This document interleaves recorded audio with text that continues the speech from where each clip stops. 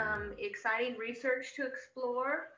And with me today, I think they're in the room and at Naval Postgraduate School for the Acquisition Research Symposium in the summit.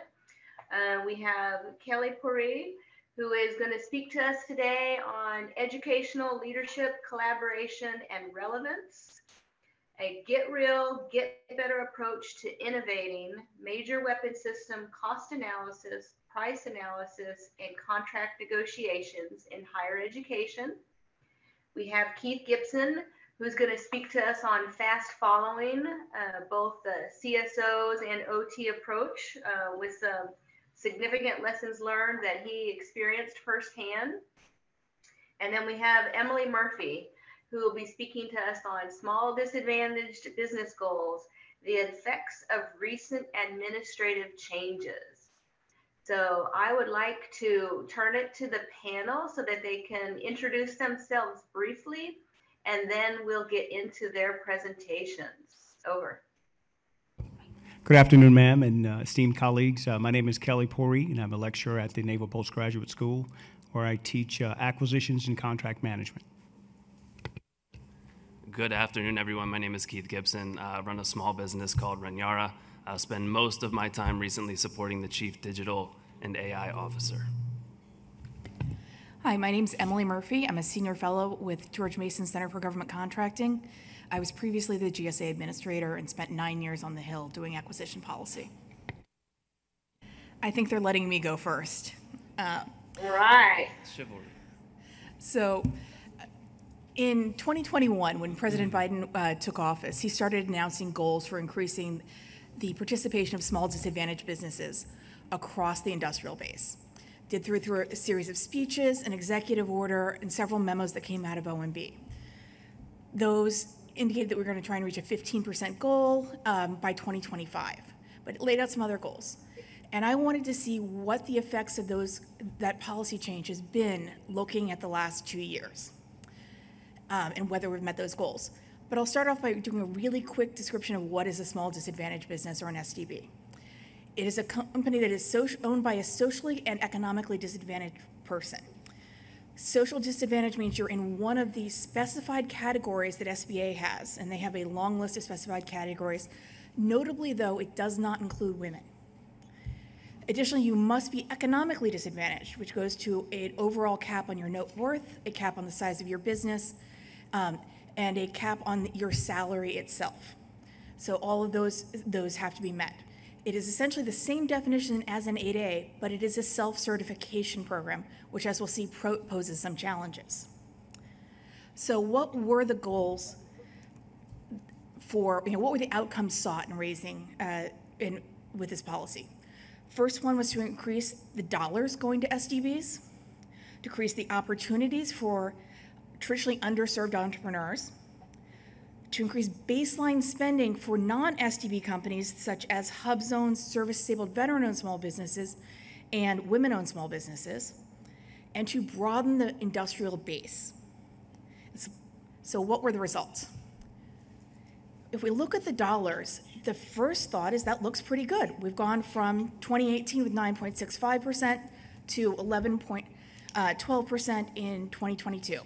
And all of these numbers that I'm going to be using today are pulled from FPDS. I used SBA's goaling methodology, their scorecards when they were available, their methodology when they were not. So which does take 20% out of the total dollars that are reported in FPDS. So it's an important caveat on that data.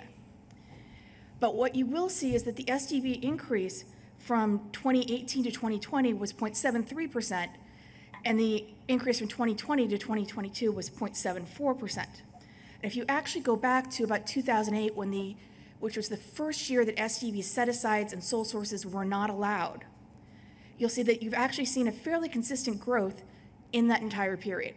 So the growth itself can't necessarily be attributed to the policy, but it did bring some interesting effects.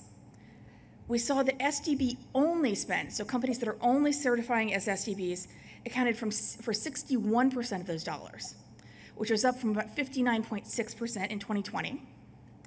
And SDB dollars, though using 8A, for which there actually is a contracting method, fell from 33.9% of the dollars in 2020 to 31% of the dollars.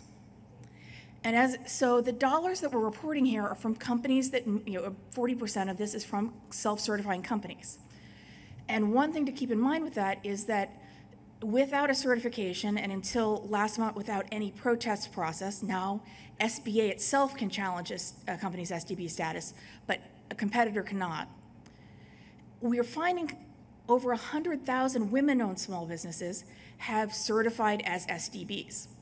100,000 non-minority women-owned small businesses. This is just one category where it became pretty obvious that these companies probably don't meet the definition, because if they'd gone through the certification process for being a woman-owned small business and they met the economic disadvantage test, they would have already been automatically certified as an economically disadvantaged woman-owned small business. So they have only about 3,300 of those companies have met that test. So we've got some problems with this data and whether or not it's actually driving the policies that were intended to. Next, the question becomes, well, did it actually help add companies to the industrial base, or did it make any changes? And this slide reflects looking at all the UEIs for each type of company, what happened. And you'll see that there was a decline in every category except for hub zones. Hub zones actually increased by about 60 companies, so it's not a very large increase, but we saw an increase. What we did see happen, though, is that the decline in SDB companies did slow. So if that is the goal, that could be seen as a win or as a positive, as long as those are actually legitimate SDB companies. But when you start to look at where were there adds to the SDBs, where did we see new entities? And there were honestly only two categories that were new SDB qualifying firms: Alaska Native corporations and 8A joint ventures. The former were companies that were already participating in the industrial base, but added new subsidiaries to take advantage of 8A status and continuing 8A status. The latter only represents companies that were already participating in the industrial base, who then partnered with other companies that were already participating in the industrial base, so not really a net add of firms. And when you look at the Alaska Native corporations in particular, you'll see that there was a 27% increase in mean award size and a 40% increase in median award size during this time period. In contrast, SDBs themselves only saw a 20.8% mean increase and a 30% median award increase. So how are these awards actually being made? And the answer is that they're not being made using 8A contracts, which was the one program where we actually know that the companies are socially and economically disadvantaged. We've seen that those have declined by nearly 5%. Instead, we're seeing that that those have declined, but what we're seeing is an increase in using other set-aside authorities. Specifically, you'll see that women-owned small business, hub zones, service-disabled veterans in particular saw increases. Service-disabled veterans saw an increase of 8.63% of contracts awarded using those authorities that then qualified as SDBs. Small business set-asides also saw that now 28.6%, so a 2.5% increase in the number of small business set-asides that were going to firms that are finding as SDBs. The interesting thing about this, though, is that the SDB goal has always been met using only companies that were only qualified as SDBs, that did not require using women-owned small business, hub zone, service-disabled veteran, Native American authorities. So that's always been the one goal out of all of the socioeconomic goals that could be met independently by those companies, statutorily.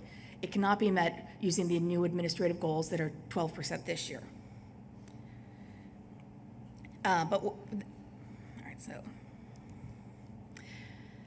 And the success for SDBs did not necessarily indicate success for other socioeconomic categories. This data that you're looking at now shows what happened to companies that were only an SDB, only a woman-owned small business, only a hub zone, only a small business, only a service-disabled veteran. And what you'll see is that not only did women, hub zone, and service-disabled veterans not meet their own goals, using firms that only qualified one category, that you saw substantial declines in women-owned small businesses. You saw a slight increase in hub zone, and that service-disabled veterans stayed pretty much steady. So it didn't seem to meet that goal of baselining increasing what was happening to those categories of small businesses.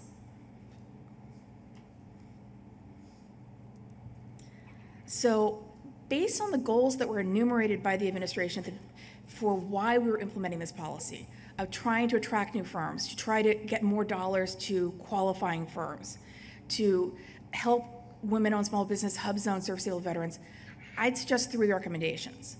First, that when we look at the SDB program, it has to be clear that the increases to dollars to SDBs should not come at the expense of other small businesses. If our goal is to really support the industrial base, we need to make sure that they are active, that each of these categories has the opportunity to succeed. Second, we have to look at how we know that the companies really are small disadvantaged businesses. And while allowing SBA to make a challenge is a start, SBA has no real insight into awards until long after the fact, so that it's not giving us any great data quality. They also are fairly under-resourced, and I say that having worked at SBA at one point. So that their ability to take on these challenges is really just not there, even if they may now have the regulatory authority. And then finally, we need to look at the NAICS codes, because if you look across NAICS codes and see how firms did, you'll find that as we looked at the industries, the SDBs I looked at the top 50 NAICS codes and took out non-manufacturer waiver entities. So we actually made sure it was a SDB or a small business performing the work. And I found that the small disadvantaged businesses increased in 15 of those sectors and declined in 9. Women-owned small businesses declined in 14 sectors. Hub zones declined in 10. Service-able veteran-owned small businesses declined in 13 sectors. And that the increases that SDBs saw were offset by decreases among the other socioeconomic categories. And then when we looked at you'll see that small businesses themselves also saw slight declines. They did better than any of the other socioeconomic categories, but not as well as SDBs. So that as we're looking at goaling as a tool, we've got to remember that it is a very blunt tool. It encourages dollars to go to companies that certify one way or another. It does not necessarily deliver the results that the policies were intended to, of adding new companies or making sure that that we're expanding across needed industrial bases. So it would make sense to align those goals to either NAICS codes or industry sectors where the government needs additional entrants. And that was essentially the results of my research. So I will pass this along. Awesome.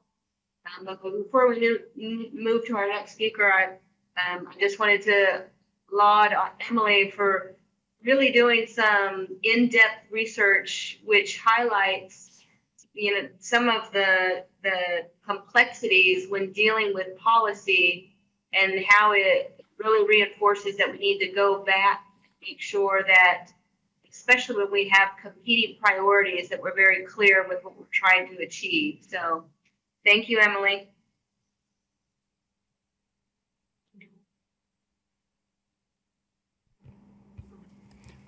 Okay, well, I guess it's my turn. So before I get started, I just want everyone to know that prior to coming into contracting, I was 6'2" and had a full head of hair. So as we talk about cost and price analysis in more detail, you'll see why that was the case.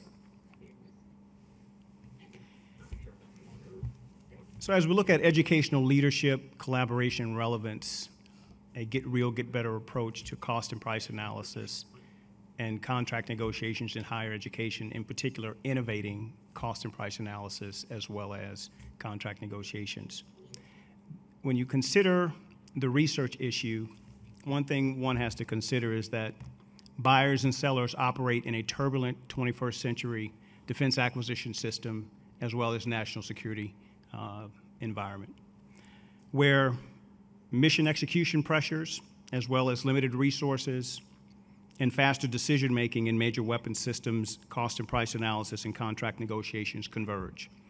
In other words, if you're trying to figure out how to do cost and price analysis when you're doing it in the mission area, that is probably not the best place to try to figure it out. 3 subsystems support the overall defense acquisition system: the education domain, the training domain, and then the execution domain, of which the alignment or misalignment ultimately contributes to defense acquisition system performance outcomes. Okay. Some of those challenges that are connected to that turbulence in the execution domain deals with people, products, and processes. So for example, in the execution domain, you have different competency levels using different approaches to cost and price analysis. One approach might be developing buyer-developed pricing models, or perhaps contractor-developed pricing models. If you think about a contractor's approach to cost and price analysis, what does that work package look like, the labor, those parts and pieces that go along with that, as an execution domain challenge. Similarly, in the education domain, there are people, products, and process challenges where you have instructors, perhaps with different backgrounds, different approaches to cost and price analysis. Some have used cost and pricing models that were developed by buyers. Others have used cost and pricing models developed by contractors. The issue with that is that those variations in approaches in both domains ultimately affect the defense acquisition system performance outputs as relates to cost and price analysis and contract negotiations. So contemporary researchers, let's see if this is moving forward.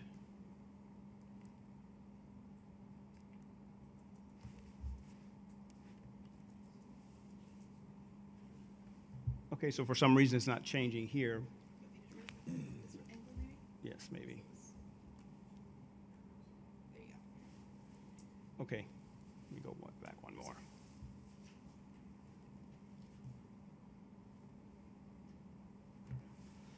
Thank you. Yes, just like cost and price analysis. If something can happen, it will, right? So in light of that, contemporary researchers call for educational leaders to create a collaborative learning environment with a relevant and worthwhile curriculum and innovative partnerships for the common good. In other words, how do we bring the realities of the mission area back to the classroom in the context of cost and price analysis and contract negotiations? This is done through alignment and linkage. So how does the mission area ultimately inform the curriculum? That's really the gist of the research. So the research objective was to look at the lived experience of an educational leader's implementation of the United States Navy's Get Real, Get Better methodology in cost and price analysis courses, as well as contract negotiation courses in higher education. And the research questions that were addressed in this study is, how did the educational leader do it? In other words, how did they implement the GRGB solution set or methodology? To what extent, if any, did the implementation of this process improve cost and price analysis and contract negotiation for the students? And ultimately, what were the leadership outcomes, best practices, and lessons learned? The Get Real, Get Better research methodology is a Navy's proven leadership philosophy that deals with problem solving, as well as looking at root cause analysis through self-assessments and understanding, A, what is the current state of the domain? So what is the current state of the execution domain? What is the current state of the education domain? Doing an analysis of that under the Get Real, Get Better approach, and then moving over to establishing a standard. So once you do the comparison between the execution domain and the education domain, what are the deltas? And then what are the areas of alignment? And then as you move from the Get Better quadrant to the Get Real quadrant to the Get Better quadrant, one looks at identifying the problems. So what are the problems associated with the disconnects between education and execution? And based on that, under the Get Better quadrant, you look at developing solutions based on facts, data, as well as diverse inputs. And then as you transition over into the lower left-hand quadrant, as I'm looking at it, perhaps lower right-hand quadrant as you're looking at it, On the get better portion, where it's to continuously improve and then learn, the question is, are we indeed creating collaborative learning environments? Is there data to suggest and support that the curriculum is relevant and it's worthwhile? And the education quality, has it improved, and what's the data that supports that? And then ultimately, in the learn area under Get Better, it's employing experiential learning and cost and price analysis in contract negotiations, and then learning from the course evaluation data results. So as students go through this process, the question is, what are you learning? Is it relevant? And are you really getting the concepts and the principles down for cost and price analysis and contract negotiations?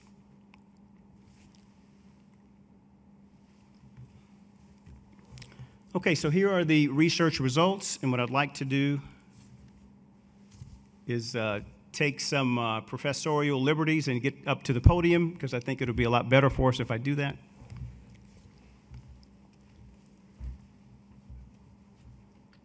Okay, so as we consider understanding the Get Real portion, part of this is to determine the current state. So what is the current state of the major weapon systems acquisition domain? Well, as you look at previous budget data and related federal procurement data, that really answers 4 questions. What are we buying? From whom? How? And when?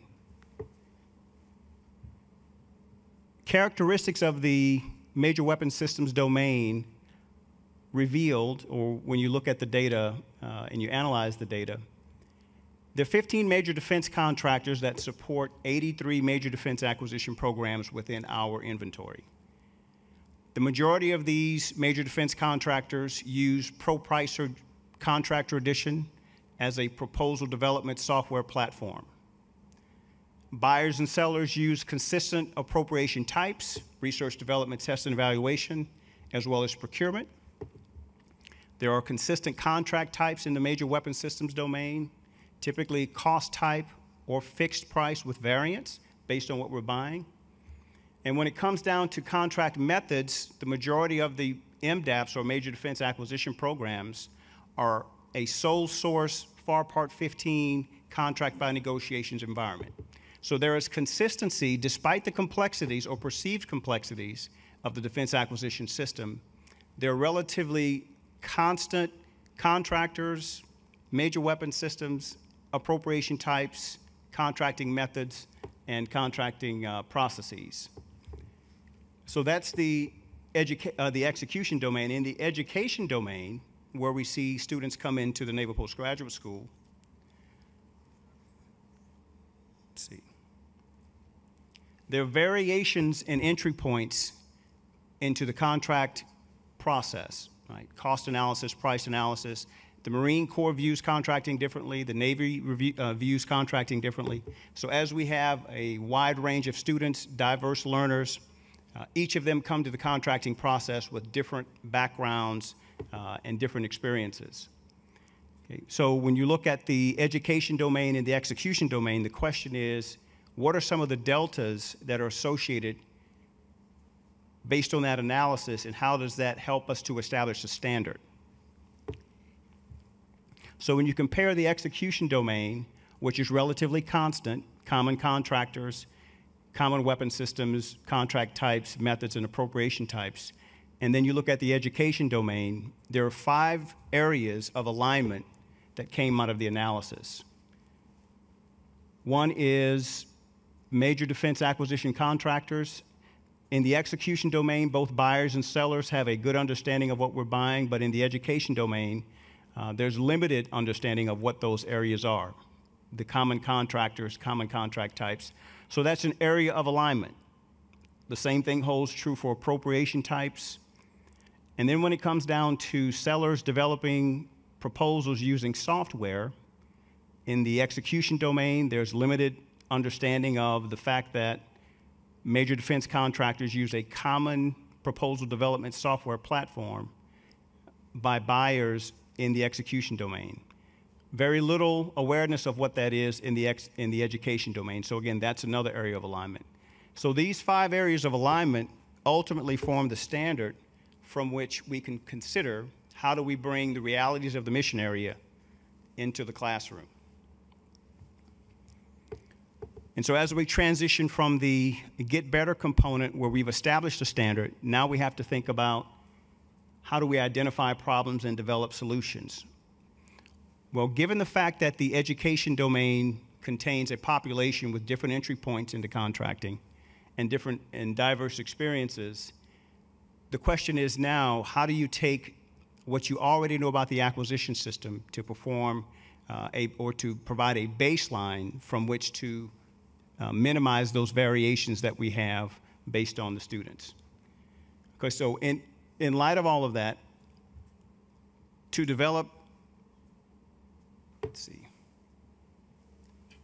to develop a solution set, we looked at the data in terms of common contractors using a common proposal development software platform, and then we introduced that into the classroom through a cohesive course design where these things are addressed, as well as the fact that now individuals with diverse backgrounds and different entry points into contracting now use the same proposal analysis software that our industry partners use, both the proposal development software and the analysis software. Bottom line is bringing that reality into the classroom through experiential learning now gives students the opportunity to use the same software that you will likely use in the mission area.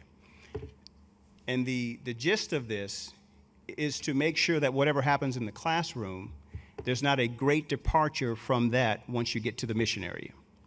Okay. So some of the results, and this is leading over into the continuous improve area as well as learning area. So as we look at the data, you'll see comments from course evaluation forms that are related to student learning, course content and design, as well as educational leadership. And as you look at the data from the courses that were held in the winter of 2021 all the way to the summer of 2022, you will see a constant improvement in terms of student learning. The same thing holds true for course content and ultimately educational leadership statements. So if you were to think of this in terms of grades, where 95 or above would be an A, and somewhere between 90 and 93 would be an A or an A minus, somewhere along in there.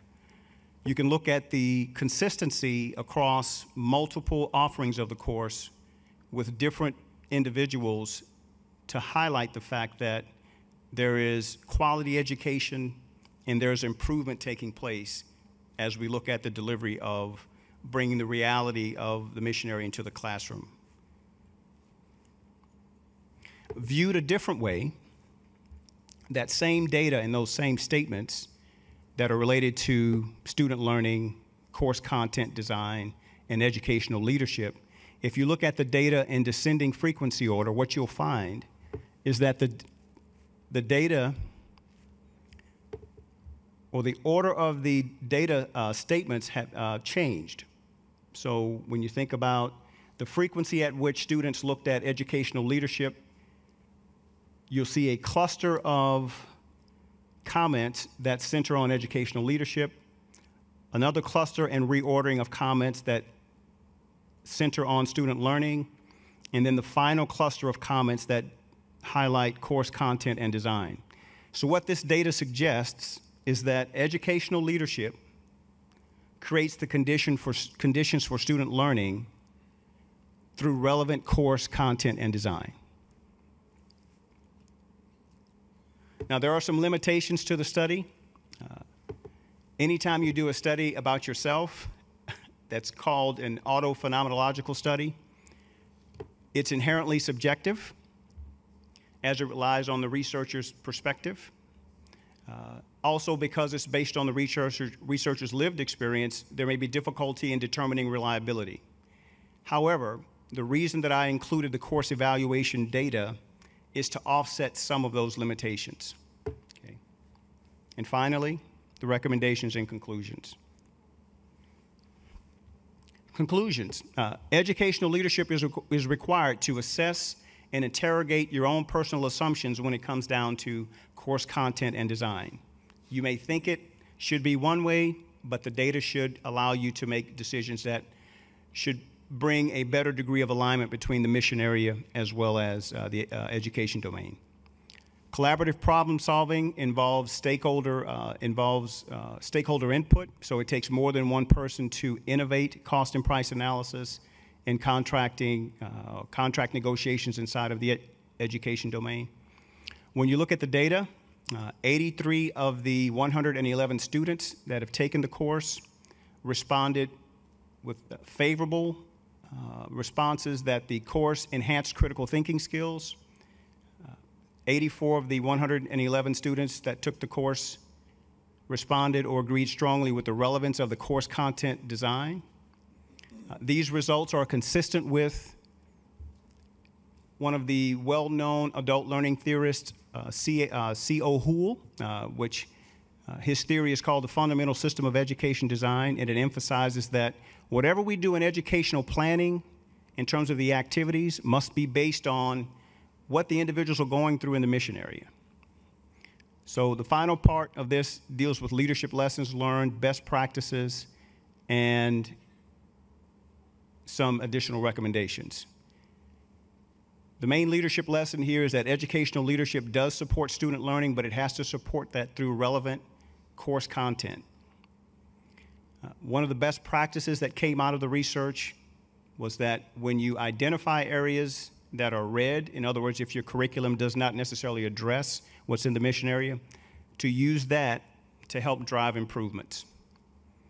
Finally, education involves the totality of the system. So it's not just looking at the education domain, but you have to also look at the execution domain, the deltas, and the areas for alignment. Some recommendations.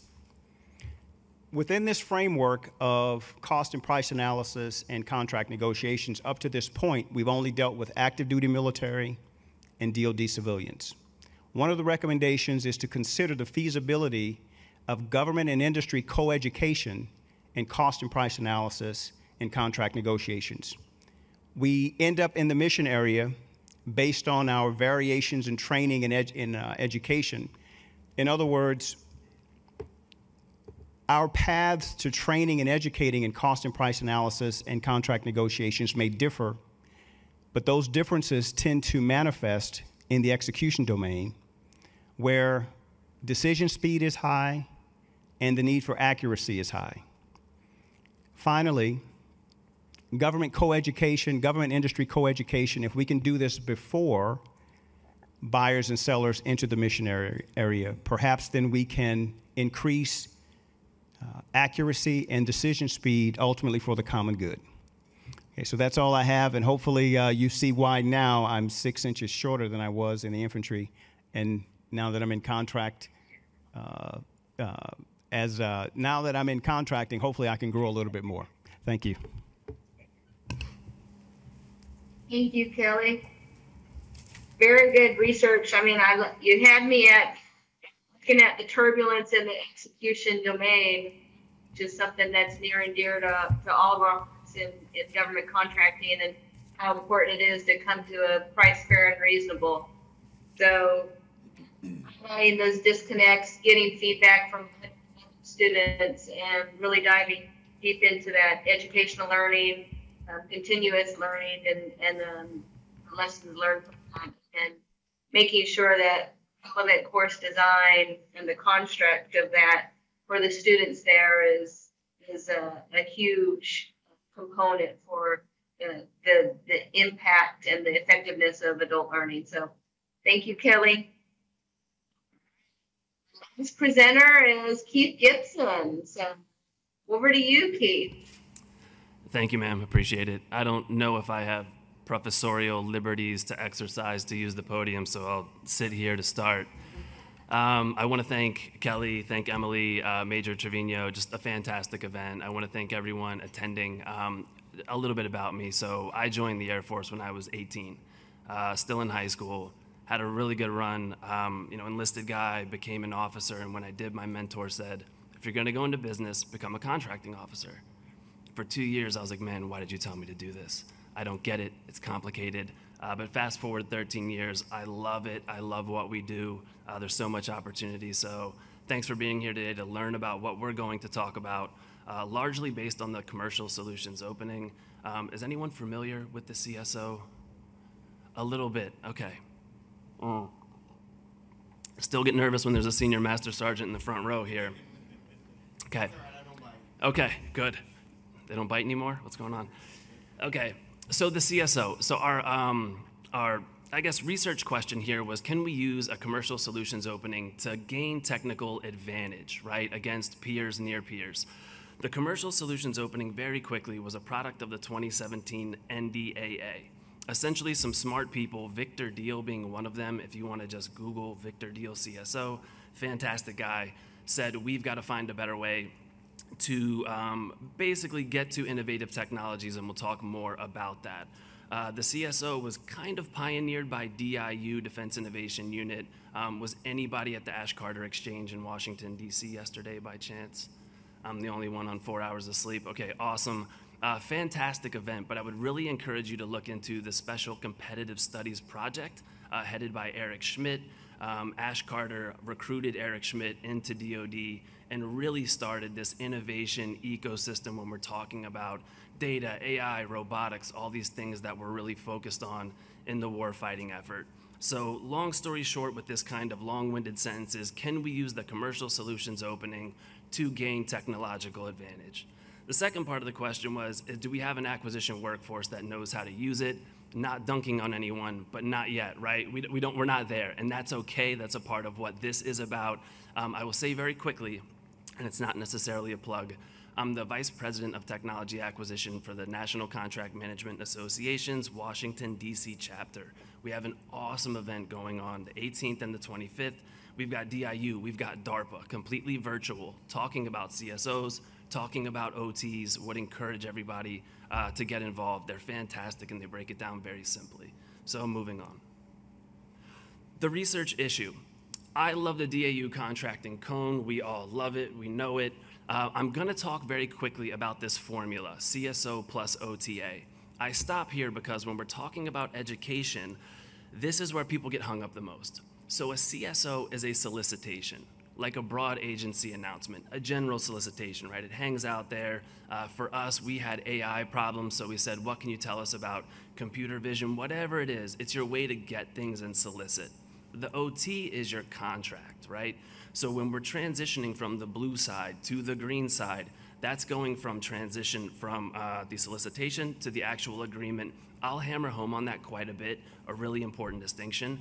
But we were essentially trying to use those two mechanisms to fast follow. Again, fast follow is Mike Brown, DIU. Essentially, he's saying the paradigm has shifted. The good research is out there. It's not in here. So we need to find ways to get out there. That's what the CSO is designed to do, and hopefully through this we'll talk more about kind of our thought process when we built it out and some of the things that we learned along the way. We were looking for low-cost and no-cost short-term demonstrations. We were fresh off of a few very bad experiences where we paid a lot of money for software and nothing happened. I'm sure that's not familiar to anyone, right? So we started to think about how do we mitigate the execution risk. So what if we could take a technology and we could bring it into our environment, right, for a demonstration? Not we're gonna see it in your cloud on whatever you do where it always works. We want you to see it on our stuff, right, where it's actually dirty and see how that goes. We also wanted to go no cost and low cost because we felt like it aligned incentives. If you believe that your product is great, when you come in and knock it out of the park, we will award a follow-on, but we're not gonna give you $1 million up front to prove it out to us. It was very novel at the time. I do think this concept of no cost, like compensation in the form of like facility clearances, different sort of data reports, it's starting to catch on, but I like to think that we were one of the first to really go that direction. So ultimately we were trying to try before you buy. We've got Will Roberts, I just have to give a shout out, who was my boss at the time at the Joint AI Center, who really championed this and was our top cover when a lot of people didn't think it was going to work. What we were trying to do essentially is prototype a business process. So people think of a prototype as, hey, we've got this widget, we're gonna make a robot, it's a prototype. Processes can be prototypes. Innovative acquisition processes can be prototypes. If you look at Tradewind, if everyone's heard of that, that's another one that's out there. So that's essentially what we were trying to do, a new way of doing business. This is just kind of a list of what we thought it could lead to. Some of the things that we thought, if we do this properly, we can mitigate execution risk, we can get these demos, we can maintain competitive leverage. So that's kind of where we thought it would lead. We didn't think it was unrealistic when we put this together. We thought that we could pull it off, and maybe we were, I don't know, naive in that regard. And the last thing very quickly is the hedge strategy, another thing from DIU. Essentially what they're saying is if you break up your acquisition into smaller chunks, you have a better chance of not having a giant fire. Meaning, if you put something on for 90 days and it's successful, then pay them for 6 months, then pay them for a year. It's this concept of modular contracting that's gotten really popular, and that's what we utilize. The methodology, I'm not an academic, right? I don't spend a lot of time doing research. It was just execution, right? We were just like, hey, we're gonna build this thing, we're gonna knock down some walls and see how it goes. Running with scissors was kind of like one of our taglines, and it was, I don't know, very true. Just come up with the idea, build the process, and come at it with a why can't we mentality. So rather than kind of this thought of, hey, we used to always do it that way, just really like, okay, where does it say that we can't? Real use cases, the good, the bad, and the ugly. We were gonna learn things if it went terribly. We were gonna learn things if it went well. And we were very open about that, and hopefully out of that we'd get some best practices. So the ultimate goal was to prove out a concept, right? MVP. If we got one award off of this thing, off of a new acquisition process, that was success to us. So far we have 16. I'll pause there. No roaring applause? Okay, well, next time. So I'll go through some facts here that I think are interesting. I'll start with the focus areas. We had 7 of them, but only 4 of them awarded. So that's interesting because for some of those areas, either the requirement owners stopped caring about it or government wasn't interested, but no one was interested in 5G integration, but they were very interested in data labeling and data readiness. Because of the CSO construct, we went back and revised it, and we said, hey guys, no longer looking at 5G integration, more focused on this. My favorite part of this slide is $1.1 million, because you've got 16 demonstrations that went through for a little over $1 million, right? We were focused on low cost. It's fantastic. We've got 4 of them that are going on to a phase 2. You see that that's when the money starts to come in. We've got one that we started with no cost, went to $750K, now is going to $2.25 million with a 3-person company. So if you're talking about getting to innovative technologies, really getting to the startups, making it easy for them, the CSO is fantastic. We'll get into kind of the mechanics of the model. I promise I won't dive too deeply into it, but I want to point out that we've done this for other organizations. So at the CDAO, our guys can come to us and say, hey, we have a problem, we want to look at technologies. Or DITRA can come to us, or R&E can come to us. So it was important to us to prove out that this can be centralized or decentralized, which is more difficult than it might sound. So very quickly here, very proud, 56% of these, we didn't pay the vendor, right? And so you get to a point where you go from buying to selling. You're selling the company on this is a good idea for you to do this. You're selling to the patriotism, and you're getting the right vendors who really want to support DoD, and that's really led to long-term relationships. Demonstration length, I think, is just 90 days was our sweet spot. I can't quite tell you why. The 360-day was more for like sentiment analysis, so they just needed time to see how the platform was going to go. But typically 90 days for us was enough to get them in there, see what we needed to know, and make a determination. And the last thing done, time to award. For us, it's about 30 days, which is like warp speed, right, in government acquisition. We can kind of do a whole nother session on that topic, and maybe we should. But 2 days is our quickest. You know, we had an event, we had legal and everybody there. We made an award almost on the spot. I'm not saying that that's the way to do it, but it's a way to do it. I'm not going to go through this super in depth, I promise, but going back to the difference between the CSO and the OTA, your top part is your CSO, right? So that's where you're designing it. So you've got something that's out there, you're marketing it, maybe it's on beta.sam, you're getting your white papers in, your technical guys are reviewing them, and you're trying to put something together. During that process, typically when you find something innovative, you're going to talk to your agreements team, say, hey, the technical guys just found something. It's really cool. They want to move forward. We can work through this process in about 30 days again, but I put this up to really hammer home on the difference between the CSO and the actual agreement. The whole point of this is to get to a pivot or persevere decision, which is, I think, a lean startup kind of thing, right? And so it's bittersweet, right? Because when you persevere, you kind of start back at 1C and you got to start designing again and you got to do all the budget stuff.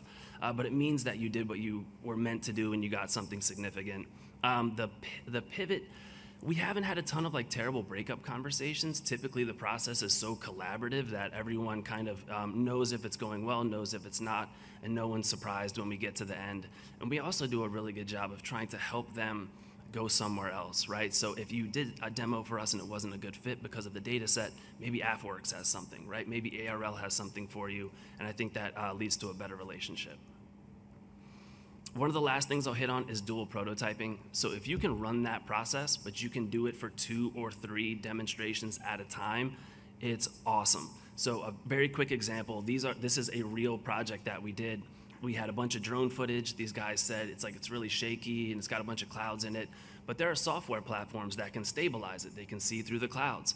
We brought the vendors in. We said, we're not going to give you any money. We're going to give you 90 days in this data set, but if you crush it, we're going to give you a follow-on. So we didn't talk pricing. We didn't talk IP. What gets really interesting is if you have a gold, silver, and a bronze medalist, and your gold medalist is really kind of hitting you with pricing, but your silver medalist is awesome to work with, you can make a best value determination. I'm going with the silver medalist. They're a better vendor for us.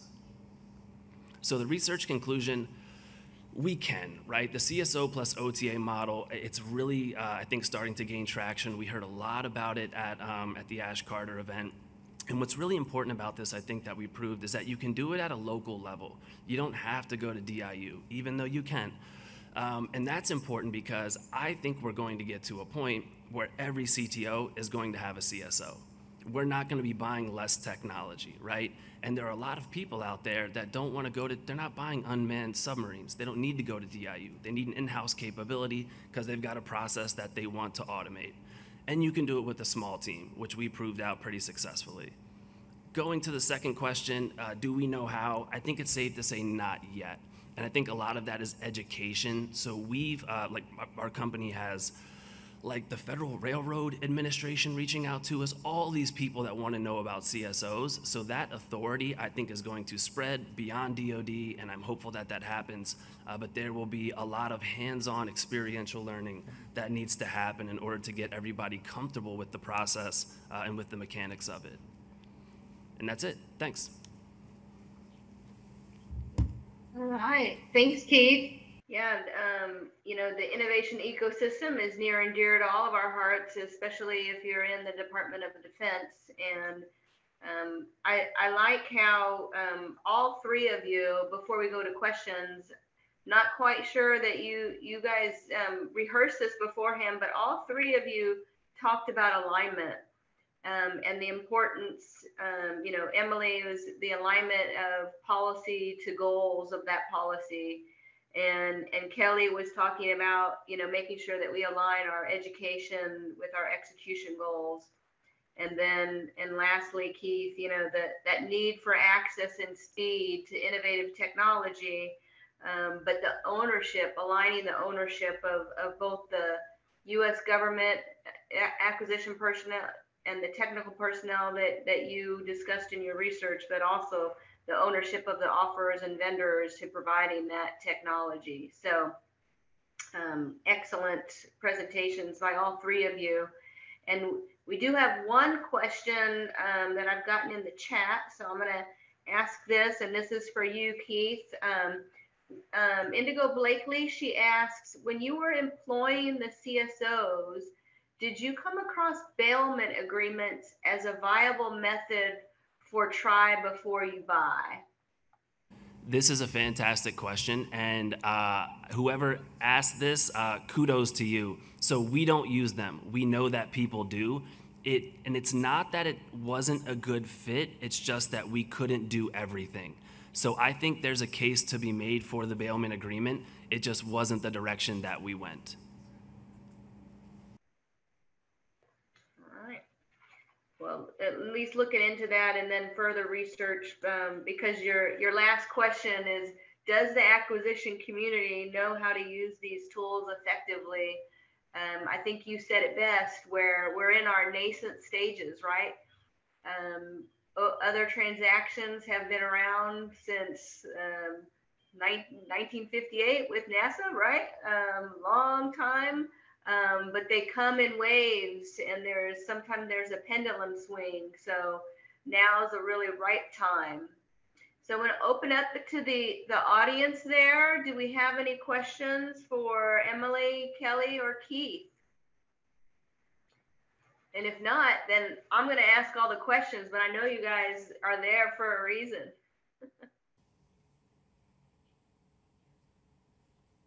Hi, Corey Yoder from Naval Postgraduate School. This is a question for Emily.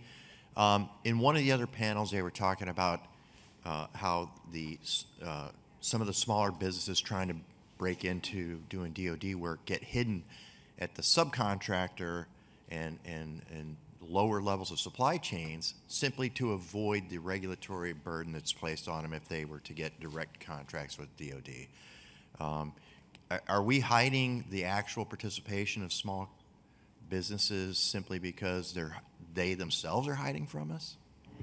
So I did not look at the subcontracting goals. If you remember, statutorily, there is a requirement that 5% of subcontract dollars go to SDVs, 5% of women-owned small business, 3% to service-able veteran, 3% to HUBZone.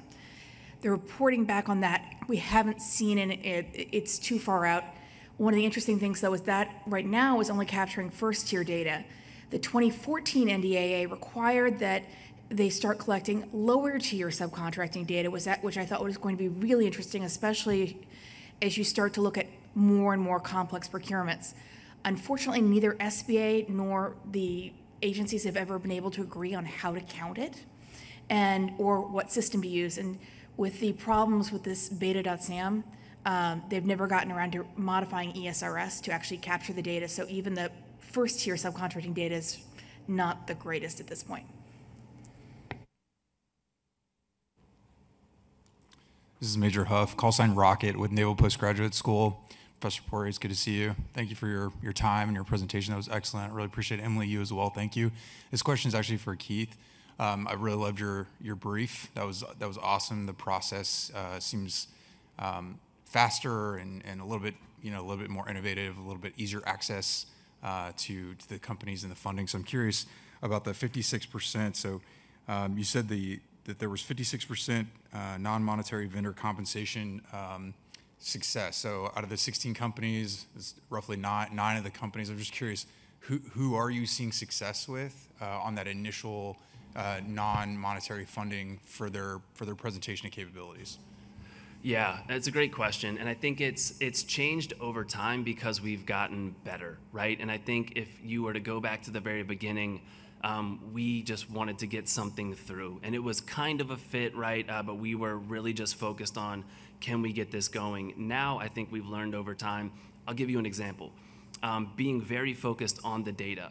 So we didn't realize when a vendor comes to us and has a chance to work with the government, you give them a data set, they're like, yeah, we can absolutely do that on that data. When they could have taken the time to dig a little bit deeper and set themselves up for more success, if that makes sense. So I think being a little bit more patient, and also it's the need of the department, right? So when we first started out, we kind of thought that responsible AI was ready to blow up. Everyone was into it. And it wasn't yet, right? It's now with ChatGPT that everyone's talking about it. So we had a vendor that did a no-cost demonstration and kind of hung out for a year while the department kind of caught up with what the need was. And when they did, now we've got these guys off and running. So it's kind of a way of saying that it's really dynamic and I think really difficult to predict who are going to be the folks that are successful and who aren't. And my follow-on question with that is, so in the previous panel where we were discussing additive manufacturing and artificial intelligence, some of the things that we were discussing was basically, it's difficult for small teams to work with a technology that they don't really know, right? And so if a small team is going to do it, they're likely going to identify a problem, and they're going to try to come up with what is the solution for that problem, and is artificial intelligence the solution to solve that problem? And if the answer is yes to that, then those small teams have to figure out, well, how do I reach out to industry? Where am I getting the funding from?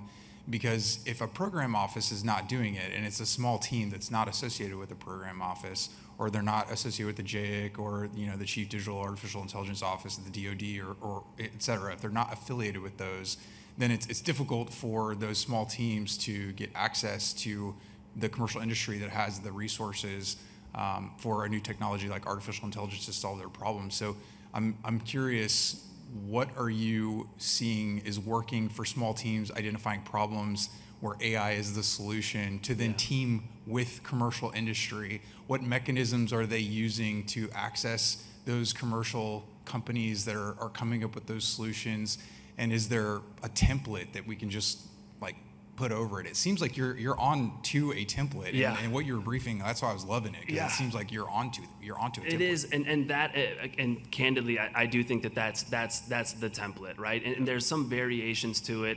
You'll see some organizations using what's called a targeted BAA, which it's kind of for applied research, right? So not necessarily fitting.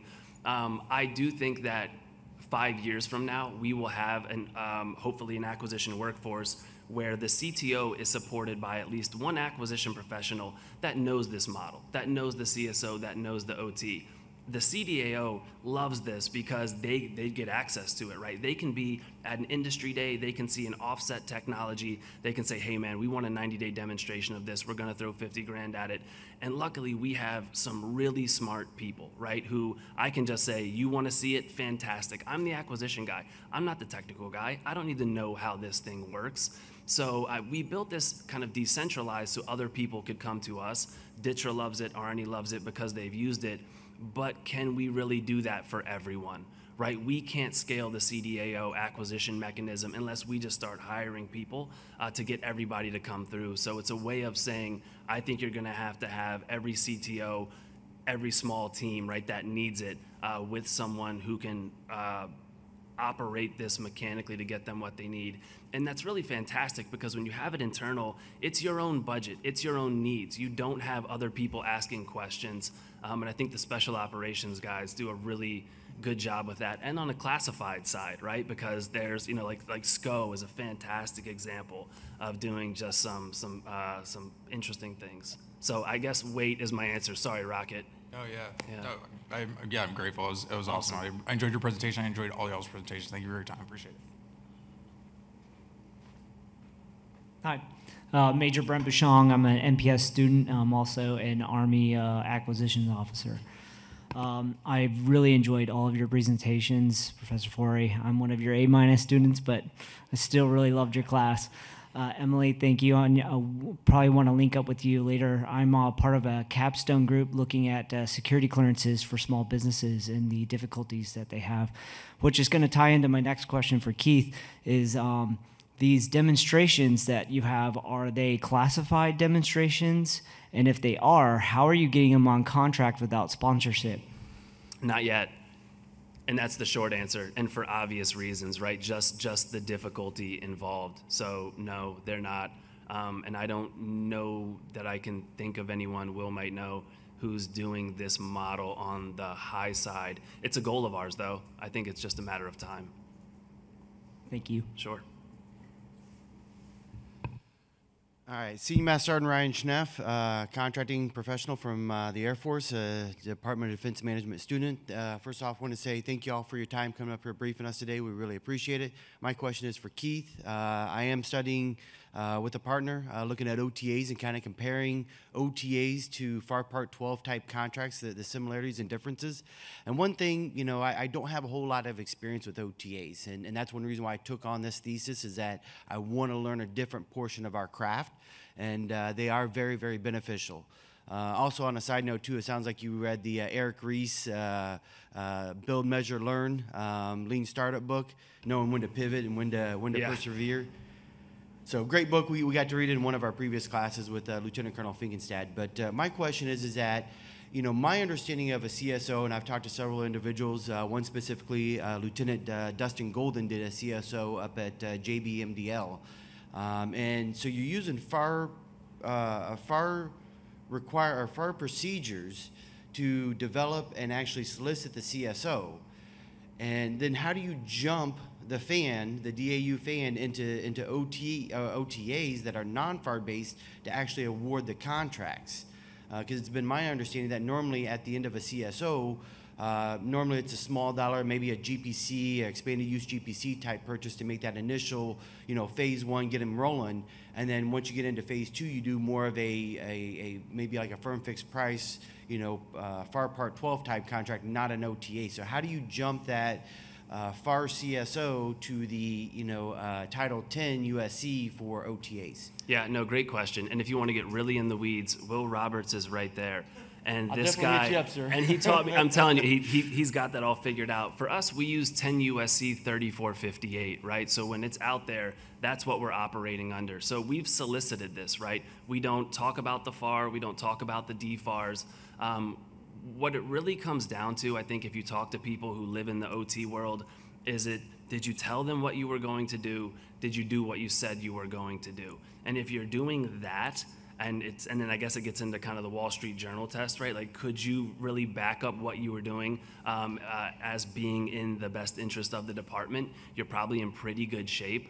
And if it's any consolation, I did not have a ton of OT experience as a blue suiter. I really got into it at the Joint AI Center, and it is now my favorite part of this job is kind of tinkering around outside the FAR. Yeah, everybody that we've talked to so far that's delved into the OTs have just loved them. Being able to get acquisitions at the speed of relevance, which is what we're being charged, at least in the Air Force, by General Brown, our Chief of Staff of the Air Force, and everybody loves them. It's just we just want to see are they the right? Are we doing them correctly? Assuming that there is a little bit of risk. And the fact of there's really not a template, you can create your own clauses and regulations and agreements and stuff like that, but it does offer a lot of flexibility to work with some of our industry partners that we normally wouldn't under a FAR type contract. Yeah, and I think that there's no right way, right? I mean, right is getting the outcome that you want. So we have an agreements officer that we work with. Her tagline is "Don't FAR on my OTA," right? And we just heard that yesterday. Yeah, and so if that's really, it's starting from a blank slate in most instances, right? For us, we do have a template, right? We don't start from scratch because we know what's worked for us. But yeah, I think getting comfortable with that ambiguity and ultimately having your North Star of, we as acquisition professionals, we're not auditors, we're not compliance, we're enablers, right? We're business advisors, and that's the perspective that we come at it with. Yeah, and we actually talked with Christian Dunn over at Strategic Institute. I don't know if you've ever looked at their website. They do a lot of research on OTs, and that was one of the things that was actually brought up yesterday is don't fire my OTs. I love it. That's great. So thank you. Thank you. I wanted to go to Kelley. So when you were implementing this with the students, just kind of some, how long did it take you to devise the curriculum? I mean, I think the easy part would be finding the students, right? Because how much lead time did you need to develop that curriculum and then hone it in to be able to pull it across the finish line? Great question, ma'am. It was about a 3-year process. Yes. And Adult learning ongoing. doesn't. I'm sorry, ma'am? Adult learning does not happen overnight, does it? Absolutely. You're correct.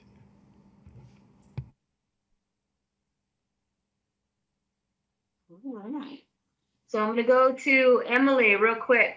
On the self-certification of the small businesses, you really dove deep into that and kind of gave us some background, the changes and the pendulum swing as we've gone through that, and truly, what are some of the the unintended consequences that are upon us now with in 2023 with what the Biden administration is trying to get with their small disadvantage goals.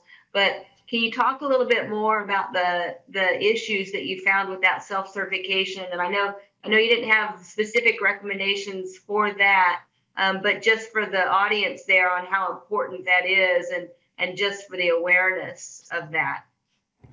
Thanks.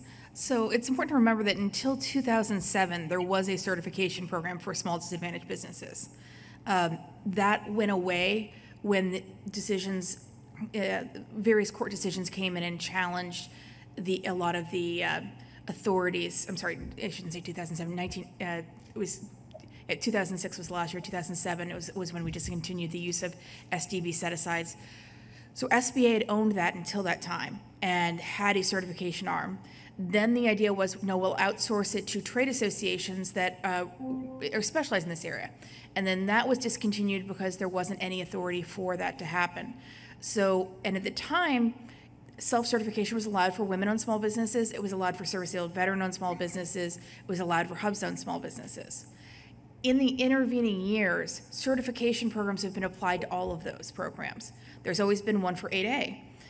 The challenge is that there's actually procurement authority that goes along with those certifications, so that there is a reason to do that, and there's usually funding that comes to run those certification programs.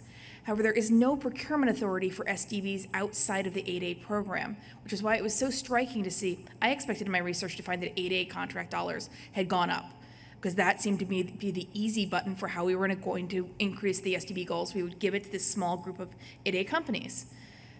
Instead, we gave it to companies that we don't actually know who they really are. Are they actually small disadvantaged? Are they actually even small businesses? But are they owned by socially disadvantaged individuals? Are they economically disadvantaged? How do they fit into our industrial base? So my recommendation was that we need to have some sort of process in place so we understand that the dollars are actually going to the companies that the policy is intended to help. And if I can actually follow up on the question earlier about are small businesses hiding in lower tiers, remember that it's a two-sided coin also, because we also have small businesses regularly subcontracting to large businesses. And you're seeing it even more and more with mentor-protege agreements and joint ventures these days, so that it's now up to 60% of a procurement that is set aside for small business may be performed by someone who's not a small business under one of those protege programs. So we've got both companies that are hiding in that industrial base, and that's where we really need that subcontracting data. Sorry for going off on that. It's a very passionate subject. In my role as the Deputy Assistant Secretary for Contracting for Air Force, of course, we're partnering with SAF-SB, our Secretary of the Air Force for Small Business, and with all of our PEOs across the enterprise to try to say, how are we by 2025 going to meet 15% when just a few years ago, as you said, Emily, we're at 5%, 7%. And there is one way to do it, right, which is a zero-sum game. Someone wins and someone loses. And if you don't set out the proper measurements in front, and then of course we come in with the training and helping our personnel in the field, and then of course with all the entire acquisition team, there could be ramifications that were not anticipated, and your research shows some of that. So well done. And if I can add on to that, I'd say that one of the things that we need to be looking at if we really care about having small business support our industrial base, if you go back to the history of the Small Business Act, that's the entire reason you've got those contracting provisions, was to make sure you had a diverse industrial base that could support the United States in times of crisis. But with a lot of the rules we've got in place now on non-manufacturer, value-added reseller, wholesaler, dealer, we're not necessarily contributing to those goals. And if we're okay with that as a policy outcome, that's one thing. But if we think by giving work to a company that is reselling the product of a large business or of an Ability One contractor or someone else, and we're just able to then check a small business box next to it, we're not necessarily achieving the goals we've set for ourselves. And that's why I'm suggesting that goaling itself can't be the end in and of itself. It needs to be something. We also learned that if you change the goaling guidelines, you can meet whatever goal you want to. As I said, we wouldn't meet the goals if we actually counted every dollar that we spend in FPDS. So if we're serious, though, about what our goals are and what we're trying to achieve, we need to actually tweak the goals to get the outcomes rather than have the goals be an end unto themselves. The ends don't always justify the means, and some of your research in your paper was really telling where the offsets came from that you illuminated. And frankly, I think that in some of those areas, which are the same areas that Keith was talking about, AI and machine learning, you have a gain in one and a reduction in others. And truly, we would like a gain in all, right? So, Keith, I'm going to go back to you with the firms and the offers that you were successful in doing business with. Your research really highlighted how important it is to have your technical team really take ownership, and how you gave them some trust and empowerment to be to take on that technical evaluation portion with that criteria that you laid out. And then with the companies that you were able to not just pull across with maybe some non-monetary consideration, but a little bit of monetary funds. What were some of the dual-use technologies that you and your team really kind of pulled across the finish line that you can give us some insights into? Yeah, no, great question, ma'am. Appreciate it. So for the tech eval, our technical guys love it because we're very candid in, if you think that this is something that is going to benefit the warfighter, you should have the ability to see a demonstration, right? Full stop. What happens in the tech process is there's what we call a peer evaluation, where they essentially say it's literally on one slide. And it says, what is this thing? How could it impact the warfighter? Why is this a better mousetrap? And they sign it. That signature is huge because all of a sudden they've got this true alignment to the project. You're not hiding behind a source selection board, not that anybody does, but they're really putting their neck out there for this thing. And so I think that leads to a few things. One of them is a better outcome, but them being happier in their job, right? They feel like they can go out and see the thing that they want to see. And I think that that's really very impactful for them. Going to a use case for technology, here's one. So Project Maven, right, which is open, right? It's drones, it's a lot of kind of UAV stuff that goes on up there. But the data sometimes is kind of flaky, right? So you've got clouds that come into it, you've got all types of things that go on, anomalies. So we had our guys say, is there any way you can make this better? Because if the data is better, the algorithms are going to be better. So we said, okay, what do you guys have? So they came up with 3 different vendors. We got them into our data environment on our actual Maven data, and we got real outcomes. And so what we learned from that were a few different things. One is, this goes back to my point about making sure you're in the right data set. One of the vendors was demoing on data that wasn't on Maven. It was on basically a pole that sits outside of a forward operating base at about 15 feet. So it's not very foggy and it doesn't move a lot, right? So those guys were, just live and learn as far as going back to the data. But we were able to get that output, right? So essentially they had metrics that they could bring to the commander and say, listen, we've tried this out. Here's what it actually does. We want to add it to the tech stack. So it's not saying we read a white paper and we think it works. No, we've got the data. It optimizes by this amount. The pixels increase by this amount. So when they go to that partner agency that's going to integrate it into the tech stack, that execution risk is now mitigated substantially, right? It's a much easier sell. So that's one use case that we were really proud of. Awesome. Thanks, Keith. Kelley, I'm going to go to you for the last question. This is our last question. You can close us out. I want to thank all panelists. But Kelley, can you just explain the importance of your passion with this experiential learning is so helpful, not just as a student, but then when our students graduate and go back into the execution world. Yes, ma'am. Great question. So interestingly enough, when I retired from the Air Force in 2015, I retired as a Chief of Contracts for the Development and Integration Division, and then transitioned back into the civilian workforce as a buyer. So I went from managing buyers and leading buyers in teams to actually being a buyer again. And sometimes you get rusty, right? Sometimes, what you think is easy as a leader is not necessarily easy as the person that's doing the work. As a matter of fact, I often say that everything is easy to the person that doesn't have to do it. But when you go back down into the organization and you start developing pricing models, you look at a 7,000-page proposal and you have to develop a pricing model around that. And as a leader, you tell an individual, okay, let's get that done in 2 weeks. And you realize this is going to take 2 months, especially if you're rusty, right?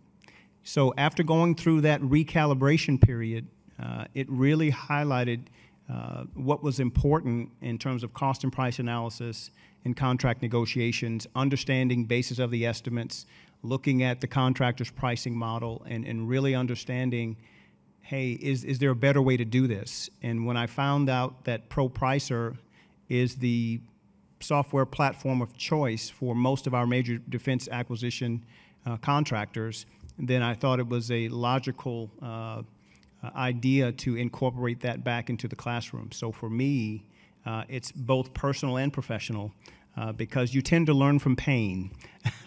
And as you go back down into the organization, I've realized that pain was not the purpose, but it was certainly part of the process. So thank you, ma'am. Thank you, Kelley, for making sure that it wasn't painful. It's not painful for the next generation just because it might be painful for us. So Kelley and Emily and Keith, thank you guys so much. I'm sure that the as you transition, that the folks there in the audience are come up and on the stage for your awesome research. I wish I could be there with you in person, but excellent panel today, excellent research, great findings and conclusions, and really, again, thank you for your passion that you have in these subjects. Thank you, ma'am. Thank you, ma'am.